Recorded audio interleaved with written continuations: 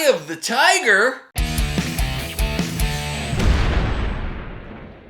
Hey guys, welcome back to the Bald Shredder channel, and yeah, wow, would you take a look at this? Talk about an 80s shredder's dream come true. And what we're looking at is the all-new Aetheris tiger-striped electric guitar from WestCreek. And these are selling right now on Amazon for $240, but as of today, there is a 5% off coupon, so you can actually get it for about $228. And it does come in one other color, kind of a pink and blue burst. Now I gotta say guys, I absolutely love the finish, the tiger stripe, and not only that, but the exact color combination of this tiger stripe. And I'm talking about like the yellow in the middle and then it fades out into the orange. And this totally reminds me of some of the Kramer guitars that George Lynch had back in the mid-80s. All right, we're gonna jump right into the demo portion, guys, because I want you guys to hear me shredding on this,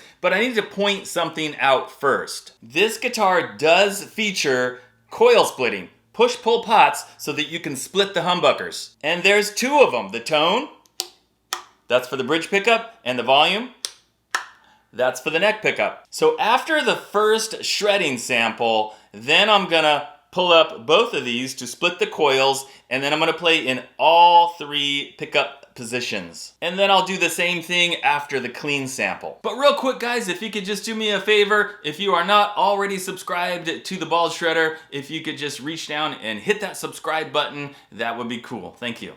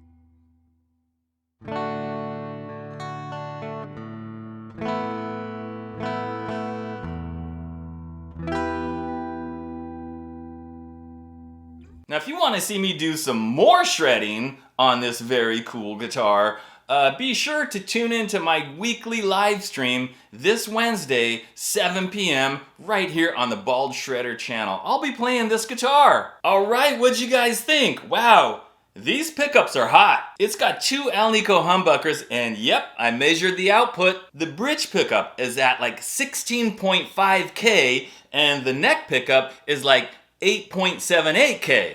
Okay. So pretty excellent for the hard rock and the metal and the shredding. All right, well, what else do we have? Well, we've got a mahogany body, a roasted maple neck, and a rosewood fretboard. And we're looking at 24 stainless steel frets with the rounded ball ends. Now, I need to point out, guys, I don't consider these to be jumbo frets. They are not like really large frets. However, the fretwork, just like on every other WestCreek that I've ever checked out, is phenomenal. It's great. And what happens, guys, is when the fretwork is really good and you can get low action without any fret buzz, which this does have, and I didn't do any adjustments to it, it's not super noticeable that the frets aren't jumbo. So while I would prefer that it had bigger frets, like true jumbo size frets, it's not really an issue because the fretwork is just so good. We've got a bone nut, guys, and we've got 2 string trees, but they are the roller string trees, which I really like. And then of course it is a reverse headstock, which I also really like. And these are just regular tuners, guys. They're not locking tuners. Now take a look at the inlays on the fretboard, guys. Very cool looking, especially around the 12th fret. Now that can be a bit of an issue as far as being able to see the inlays when you're playing the guitar. Like this, yeah, no problem. But when you're playing the guitar, it's like this, and you're looking down at this angle, and they're kind of invisible in this position. So in that case, guys, I guess you'd be relying on the fret markers up here to, keep you in your proper position. Now, I already mentioned the push-pull pots on for both pickups. 1 volume, 1 tone, and we've also got a 3-way toggle switch. All right, the bridge. It is a whammy bridge. You heard me use it a little bit in the demo. It is another one of these 2-point floating whammy bridges. And what's cool about this one, and what I like, is that the area under the bridge has been recessed. It's routed out, so the bridge sits a little bit further down in the body. And it also gives you a little bit more room when you're kind of pulling back on that bar, and the bridge is not like,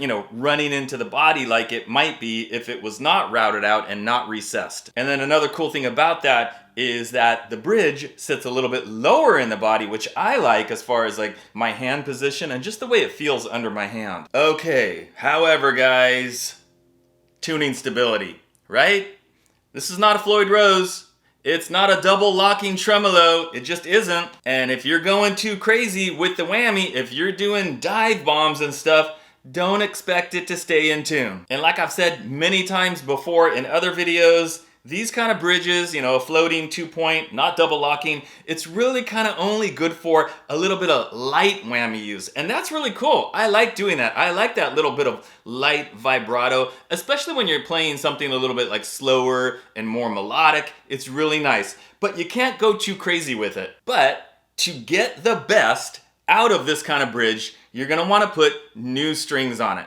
The factory strings, they're okay, but put your preferred set of good quality strings on there and give it time to like stretch those strings out. Just play it a lot, do the whammy, stretch it. You're gonna be retuning a lot, but after a little while, after it's kind of stretched out and you've got better quality strings on there, you're gonna get better tuning stability.